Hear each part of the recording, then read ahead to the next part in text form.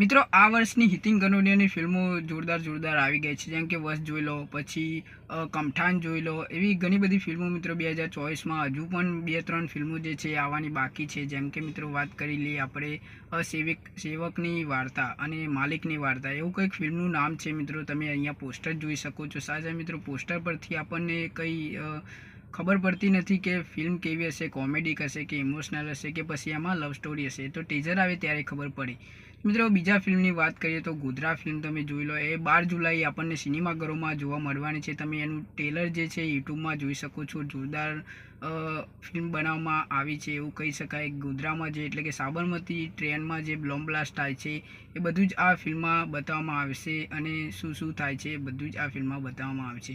એ ત્રીજા ફિલ્મની વાત કરીએ મિત્રો, તો ત્રીજા ફિલ્મની જે ફિલ્મ જે છે ફાટીની ફિલ્મ છે. હવે એ ફિલ્મમાં આપણને હોરર સ્ટોરી જોવા મળવાની છે. સાચા મિત્રો આપણે જંકોડી ફિલ્મ જોઈ લીધી, એ આપણને ખૂબ ગમી. એવી જ રીતે મિત્રો બીજી ફિલ્મ પણ આવે છે હિતિન કનોડિયાની ફાટીને.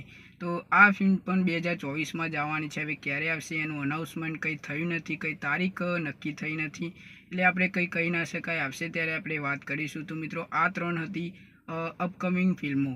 તો મિત્રો આવા જ વિડીયો જોવા માટે મારી ચેનલને સબસ્ક્રાઈબ કરી દેજો. મળીએ નેક્સ્ટ વિડીયોમાં.